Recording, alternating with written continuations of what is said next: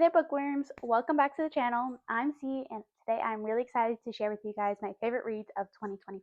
I've honestly had an amazing year of reading, so I'm really excited to get into the books that I rated the best this year and talk about all the books that blew me away. So grab your TBR list because trust me, there's a lot you're going to want to add, and let's go look into the best reads of 2025 for me.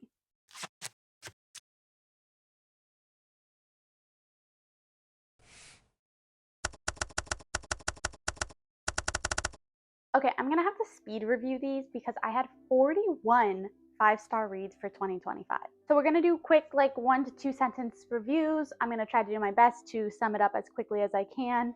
But at the end, I will number for you my top 10 of those 41, so you will see what made the top of my list this year. So let's go in order of the year. In January, I had just 2 5-star reads. So first up, my first 5-star read of the year was Blood of Hercules by Jasmine Moss. This is a feral, unhinged retelling, and it's so hilarious and it's impossible to put down. This one was really good.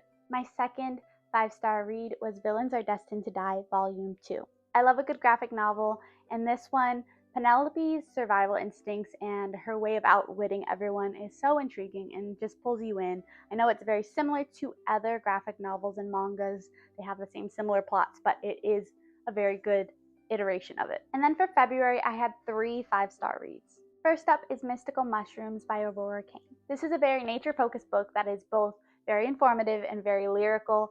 It ties the magicalness of fungi to our folklore and all of those myths that we have about fairies and mushrooms. Next up in February was How to Be a Good Creature by Cy Montgomery. Reframing life through her love of animals, Cy Montgomery writes a very beautiful and comforting memoir here. And then third for that month is Into the Uncut Grass by Trevor Noah. This one is a kids book with gorgeous illustrations all about the meaning of growing up and leaving home. It is both whimsical but meaningful. Okay, and then we wrap up Q1 with March, where I had 3 more 5-star reads. First up, we had an arc which was The Faraway Forest, Wally's Route. This book is charming and adventurous, and it celebrates kindness and curiosity.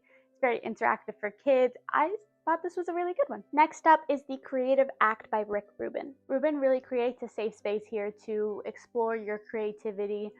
It is less of a rule book and more of a philosophy to seeing creativity in all parts of your life. It is a really beautiful and inspiring book. And finally, to wrap up Q1, we have The Night and Its Moon by Piper CJ. This is a sapphic fantasy story about 2 orphans who are split up and are trying to find their way back to each other. It was a really beautiful start to the series. I didn't like the series very much after that, so I will leave it there. And we kick off Q2 with April, where I had a whopping 6 5-star reads. And we kick off the month with Fable for the End of the World by Ava Reed. This is my first book by her, and I was obsessed. It is a sapphic dystopian story that is devastating in all the right ways. Really good, really well written, and became my obsession. These next 3 we will probably breeze right through, but this is Yona of the Dawn, volumes 3, 7, and 14. Obviously, I read quite a bit of those volumes, but I think these ones stood out to me the most just because it shows Yona's growth into a leader and her strength. It also just really establishes that found family and those character arcs. It's really well written, these 3 specifically, but I like the series as a whole as well. Next up, we have Night Sky with Exit Wounds by Ocean Vuong. Every poem in this collection cuts straight through into the soul. It is a wonderful exploration of war, love, and identity. Just really well written. And finally, for this month, we have another arc on the list, and that is Cat Got Your Tongue by Hannah Shaw. This one is a beautiful collection of cat-related idioms and proverbs. It really deepens your connection with cats and language. Just really well written and gorgeous illustrations. Moving on to May, I had 5 5-star reads. We start off with another arc, The Lost Sunday. This is a very whimsical, surreal graphic novel, and it's visually stunning, and it has a very strong message about burnout. Next up, we have Shatter Me by Tahera Mafi. This will not be the last of the series you will see on this list, but it is a great start to the series. We have intense emotions, we have very intriguing characters, and we have very striking prose throughout it. It is easily become one of my obsessions. So well written for the first in the series. Next up, we have another Ava Reed, and that is A Study in Drowning. Blending together academia and fantasy, this book is drenched in myth and grief. It is so good. She's so good at her world building. love this book, very stunning. Next up we have another arc, and that is Lessons from Cats for Surviving Fascism. This is a very sharp, funny, and surprisingly insightful book that blends together humor and politics. Next up we have The Glittering Edge by Alyssa Valera. Moody and magical, this stunning debut fantasy novel is full of amazing characters that are sure to pull you in. Ending off Q2 in June, I had just one 5-star read, and that is Wild Reverence by Rebecca Ross. The Letters of Enchantment duology was one of my favorite books and favorite series in 2024. So this is set in the same world.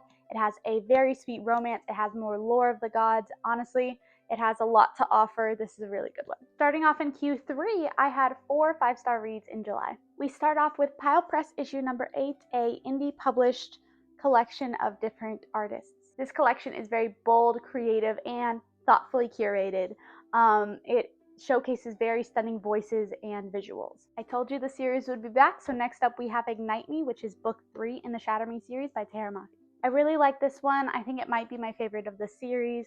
I feel like Juliet really comes into her power here. It is a powerful book. We have another arc coming up next, and that is I, Medusa by Ayana Gray. This is a fierce reclamation of the myth of Medusa, and it gives her agency, rage, and so much humanity to her. Next up, we have On Tyranny by Timothy Snyder. This book is clear, urgent, and essential.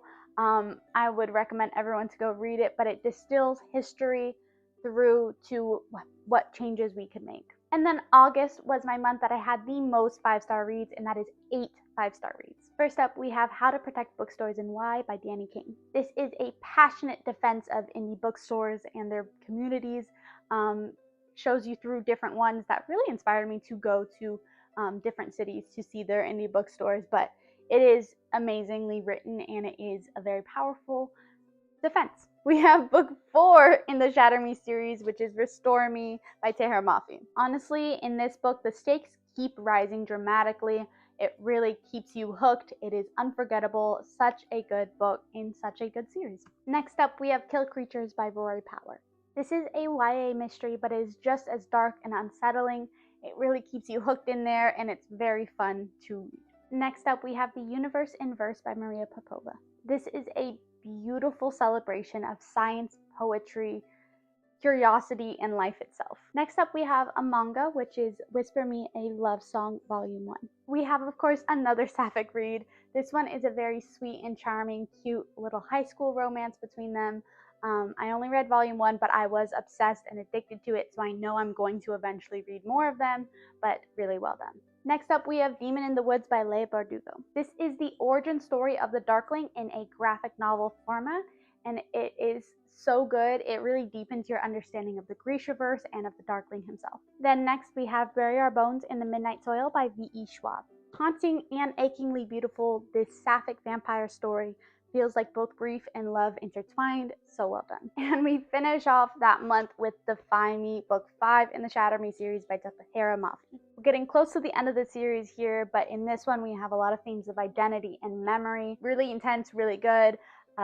Only gets better. And then we end off Q3 with 3 more 5-star reads in September. We have another arc, and that is Forgive Me Not by Mary Costa. This is a gorgeous sapphic fantasy graphic novel, which is a lot of words to describe it, but it has themes of identity, forgiveness. It's just so fun. It's a fun read. Next up, we have Catabasis by R.F. Kuang. This is dark academia placed mostly in hell. It is both intellectually thrilling and an emotional roller coaster. And then, you know, it had to be on here. I finished off the Shatter Me series with Imagine Me by Tara Mafi. This is the conclusion that questioned everything I thought I knew about this series. It is messy, powerful, and just perfect. Starting off Q4, we only have 1 5-star read in October. This is another arc. This is The Raven Saga Volume 1. This is a gorgeous graphic novel, very atmospheric, beautifully done. I will be requesting more of this series once they are available on NetGalley. In November, we have 4 5-star reads. We start off with Babel by R.F. Kuang. This book is so brilliantly written. It is devastating and smart. It interrogates power, language, empire, all of these things. It is so good. We have another arc, and that is Words to Love a Planet by Ella Francis Sanders. This is a very gentle collection that reconnects our language with our care for the earth. Next up, we have Hooky Volume 3. This is a perfect conclusion to this series. The stakes are still rising, but it's still just as charming as ever. And we finish off that month with This Monster of Mine by Shalini Abhisakara. This is a rich fantasy full of moral complexities. It is dark, beautifully written, and mysterious. And to finish off the year in December, I just had one 5-star read, and that was, of course, Holly by Adeline Grace. This is an enchanting Christmas read with everything you could ever want, and it is fantasy and connected to all those lovely characters from the rest of the series. Now, for my list of top 10, we are going to put it here so you can slowly but surely see me add to that list. But this was really hard to do. It was hard to figure out which 10 would make the cut and which wouldn't. But these are my top 10 books of 2025. Starting at number 10, we do have Holly by Adeline Grace. At number 9, we have Whisper Me a Love Song, that beautiful sapphic romance. At number 8, we have Blood of Hercules by Jasmine Moss. At number 7, surprised that a mystery made the cut, it is Kill Creatures by Rory Powers. At number 6, we have Babel by R.F. Kuang. At number 5 sits This Monster of Mine by Shalini Abhisakara. At number 4, we have another R.F. Kuang, and that is Catabasis. At number 3, we have Fable for the End of the World by Ava Reid. At number 2, we have Ignite Me, book number 3 in the Shatter Me series by Tahira Mafi. And sitting at number 1, because it just inspired me so much, it is The Creative Act by Rick Rubin. And that is it for my favorite books of 2025. I hope this list gave you some inspiration for you to read next. Let me know down in the comments if any of these made the cut for your TBR and what your favorite read of 2025 was. If you enjoyed this video, don't forget to hit the like button, subscribe, and hit the bell icon so you don't miss a bookish update from me. Until next time, happy reading!